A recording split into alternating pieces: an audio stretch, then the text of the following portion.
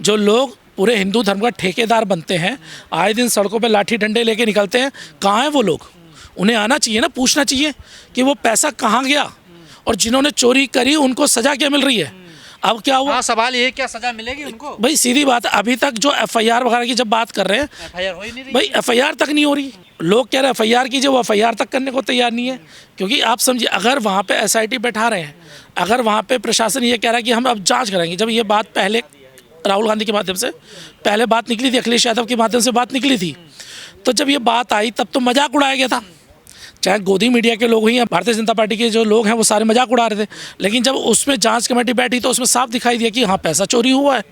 और जो लोग पहले इन दलों को गालियां दे रहे थे, अब वो लोग कह रहे हैं कि भैया हम जांच कराएंगे। अरे जांच तो होती रहेगी, अब जांच तो होगी, लेकिन जिनके घरों से पैसा निकला उन पर एफआईआर तो दर्ज करो। सारा ध्यान जनता का हिंदू मुस्लिम मंदिर मस्जिद में रहेगा, इधर राम मंदिर में चोरी हो रही है। तो भाई आप सरकार से एजुकेशन मांग लो।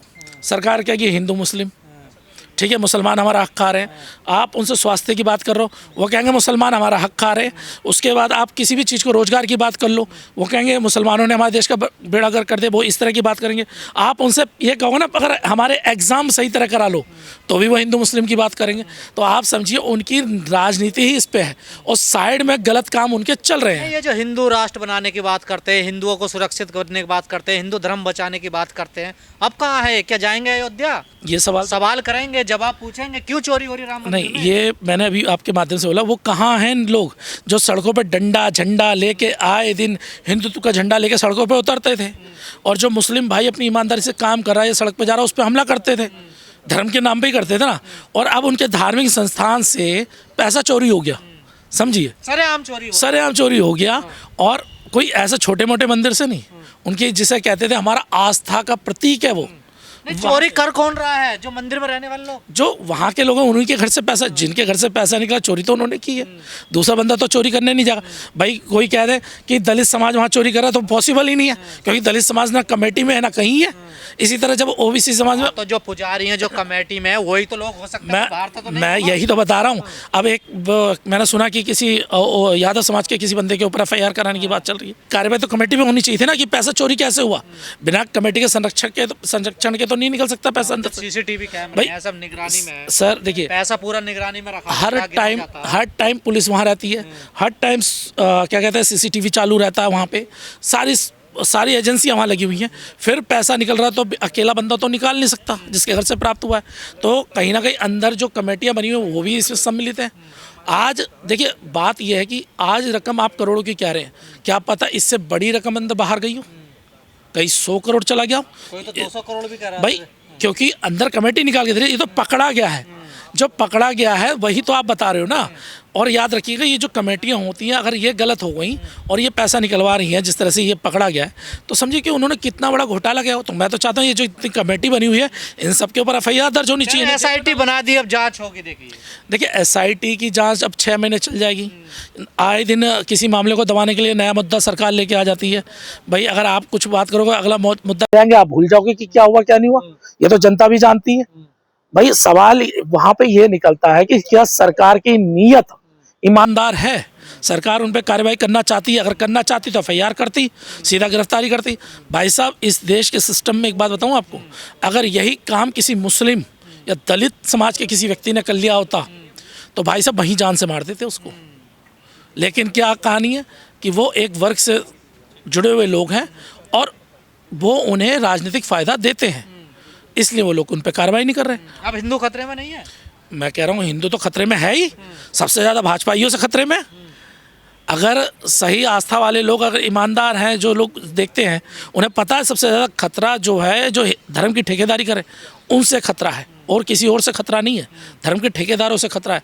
वो हिंदुत्व के नाम पे चंदा उगाही और इस तरह के कांड करते हैं, वही लोग करते हैं, दूसरा कोई और नहीं करता। तो मुसलमानों को टाइट करने चले, कांड नहीं यहीं हो गया। देखिए, होता तो यही है, आप दूसरे का घर टाइट करने जाओगे, आपके घर में कुछ लोग टाइट कर रहे होते हैं, उन्हें अपना फ़ायदा भी दिखाई दे रहा होता है।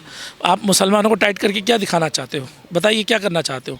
वो अपना काम कर रहा, अपनी मेहनत से खा रहा, कमा रहा है, उन्हें टाइट करके आप क्या करोगे? अरे भैया, आपके समाज में जो गद्दार लोग हैं, आपके घर के अंदर जो गद्दार लोग हैं, आपके घर के अंदर जो चोर हैं, जो नालायक नकारा लोग हैं, अरे उनमें सुधार लाइए ना, उनको तो आप ठीक नहीं करोगे।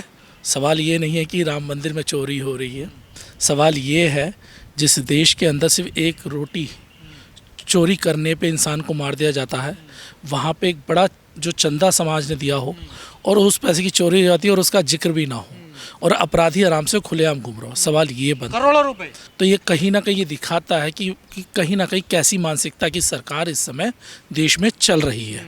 अगर सरकार ईमानदार होती, हम देखते हैं जब भी चुनाव आते हैं उत्तर प्रदेश या देश के अंदर, तो हिंदू मुस्लिम की लड़ाई करके दिखाते हैं और जो धर्म की आज आवाज़ उठाते हैं, मुसलमानों के खिलाफ लड़ते हैं। क्या आपने किसी भी एक व्यक्ति का बयान उस चोरी के ऊपर देखा? एक भी किसी का? चाहे कोई आप बोल रहे हैं, धीरे धीरे आ रहे हैं साधु संत सामने। देखिए कुछ साधु संत आ रहे हैं, लेकिन एक हकीकत ये कि जो सबसे बड़ा समुदाय के जो संत वगैरह बने पड़े हैं, क्या उनकी आवाज़ अभी तक आई? ऐसी तो कोई अभी तक आवाज़ नहीं आई है। तो ऐसी स्थिति में आप समझिए कि वहाँ क्या हालात हैं। भाई जब ये राम मंदिर बना था तब बहुत सारे एक सवाल बने कि भाई ये जो राम मंदिर है इसका हम स्वागत करते हैं, लेकिन दलितों को वहाँ क्या मिलेगा? ये बात हम बार बार उठाते रहे कि वहाँ पे जो दुकानें होंगी वो किन की होंगी? क्या दलितों को वो दुकानें दी जाएंगी? नहीं दी गई ना। अब वहाँ चोरी हो रही है तो उससे हमें क्या? गोबर में पैसे मिल रहे हैं सर अगर उनके घरों को भी खोदोगे तो वहाँ भी पैसा मिलेगा, गोबर तो अलग बात है। तो भगवान राम से डर नहीं लगता? भगवान राम का मंदिर भी नहीं छोड़ा इन लोगों ने। देखिए सबसे बड़ी बात यह है, कहते हैं कि चाहे मंदिर कोई सा भी धार्मिक, वो पैसा समाज के कल्याण के लिए यूज होना चाहिए, जो कायदे में कहती है बात। लेकिन हो क्या रहा है कि ये जो पैसा है ये निजी स्वार्थ के लिए खर्च हुआ जा रहा है। आजकल कुछ लोगों ने इसे धंधा बना लिया है, जबकि ये जो पैसा था इससे जो गरीब लोग वहाँ आते हैं उनके लिए हॉस्पिटल्स वगैरह में ये पैसे का यूज़ हो सकता था, एजुकेशन के लिए खर्च हो सकता था पैसा। लेकिन नहीं, जब हम ये सवाल करते तो हम तो वही विरोधी हैं, हम एकदम विरोधी बन जाएंगे। लेकिन क्या ये सवाल बनता नहीं है कि जब वही पैसा, चढ़ावे का पैसा बंदा चोरी करके अपने घर में अपने स्वार्थ के लिए यूज़ कर रहा है? प्लॉट खरीदे जा रहे हैं। बता रहा हूँ, प्लॉट खरीदे जा रहे हैं। सिंपल सा उदाहरण बता रहा हूँ, किसी भी पुजारी जिसने संत को, जब हम बात करते हैं संतों की, संत तो सब कुछ त्यागता है, लेकिन आज के जो संत हमारे बने पड़े हैं वो त्यागते नहीं है, वो मांगते हैं। ये सब दिखावा है, आस्था उस्था सब दिखावा, सब पैसे का खेल है। सर दिखावा नहीं होता तो फॉर्च्यूनर में क्यों घूमते हैं? ये बताइए, क्यों जरूरत है 10-10 बॉडीगार्ड लेके चले? क्या पुराने जो संत होते थे क्या उनके पास ऐसी व्यवस्था होती थी? भाई पुराने समय में बैलगाड़ियाँ वगैरह चलती थी ना, तो क्या वो संत उन पे चलते थे? नहीं, वो पूरा जीवन त्याग कर वो सीधा साधना में लग जाते थे। लेकिन आज के एक बहुत बड़ा तबका जो है, एक बहुत बड़ा, सभी संतों को नहीं कह रहा हूँ, लेकिन एक बहुत बड़ा तबका ऐसा है जो सिर्फ ये जो चढ़ावे के नाम पर या मंदिर धर्म के नाम पर सिर्फ चढ़ावे को अपने हाथ में लेना चाहता है और उससे सुख सुविधाएं भोगना चाहता है। तो इस वजह से ये सारी समस्या 100, 200, 1000, 2000 की बात नहीं, तो करोड़ों का मामला बताया जा रहा है। देखिए उस पर और सोना चांदी जेवरात हीरे जेवरात सब कुछ गायब कर दिया उन्होंने। तो देखिए ऐसा अभी जो खबर आई है उससे बहुत कुछ निकल के सामने आता है। इससे पता लगता है कि कौन लोग चोर हैं। आरोप लगाया जाता है कि एक समुदाय को कहा जाता है चोर, लेकिन जो अपने धर्म का ही नहीं हो रहा वो फिर उससे बड़ा चोर कौन हो सकता है? अगर कोई पुजारी कोई भी हो, अगर वो अपने ही धर्म के धार्मिक स्थल से चोरी कर रहा है तो समझिए कि उसका मैसेज पूरे देश में क्या जाए। राम भक्तों की आस्था के साथ में खिलवाड़ है ना। देखिए ये तो फैसला राम भक्तों को करना है ना। आजकल सिर्फ क्योंकि 2 प्रकार की राम भक्ति आजकल हम देखते हैं। एक राम है जिसका निरंकार है, जिसके लिए लोग बात करते हैं, जो कभी द्वेष भावना में नहीं रहता, और दूसरे एक राम इन्होंने बनाए हुए जिसमें आपसी सौहार्द नहीं मजबूत करते ये लोग, और इसे सिर्फ चंदा उगाई का एक धंधा बना लिया राम के नाम पे। आजकल देखते नहीं क्या, तो समझिए ना कि धंधा तो बना ही दिया है ना इसमें, और उन्हें राम से ही आस्था से कोई मतलब नहीं है। वो आस्तिक राम भक्तों को सवाल करना चाहिए जिन्होंने पैसा चोरी करा। सवाल तो ये है, ये तो सवाल है, यदि आप असली राम भक्त हैं तो आपको सवाल करना चाहिए। जो ट्रस्ट की कमेटी है उसको बर्खास्त करके नए लोगों को लाना चाहिए। पूछताछ के लिए सिर्फ बर्खास्त नहीं करना चाहिए, मैंने पहले ही बोला इनको जेल में डालना चाहिए। जब तक ये लोग जेल में नहीं जाएंगे तब तक सही तरह से जांच नहीं हो पाएगी, क्योंकि उस कमेटी में जो लोग हैं वो कोई छोटे मोटे लेवल के लोग नहीं है, प्रबुद्ध लोग हैं, पैसे वाले लोग हैं, और उनमें समाज के अंदर उनका जो अधिकारी रैंक है उन सब में बड़ी अच्छी पकड़ है, वर्चस्व वाले लोग हैं। तो ऐसे लोगों पे आप सोचते हो ईमानदारी से कार्रवाई हो पाएगी जब तक वो जेल में नहीं जाएंगे? योगी जी तो कहते हैं गुंडों पर बुलडोजर चलेगा, अपराधी छोड़े नहीं जाएंगे। सर ये मजाक, लुटेरे। ये अगर बुलडोजर चलता तो चल गया होता सर। अभी तक आपने देख लिया कितने दिन हो गए। आपको चोरी लग रही है, डाका पड़ा है राम मंदिर। देखिए अभी तो चोरी उजागर हुई है, डाका तो तब पता लगेगा जब SIT सही तरह जांच करेगी, ईमानदारी से जांच करेगी। अगर SIT ने मजबूती के साथ जांच कर दी और ये पहले अंदर चले जाए उसके बाद SIT जांच कर ले, तो ईमानदार से बता रहा हूँ कि वो डाका निकल जाएगा। जैसे अभी 1-2 करोड़ वो कर रहे हैं, वो कई 100-200 करोड़ का घोटाला भी निकल सकता है।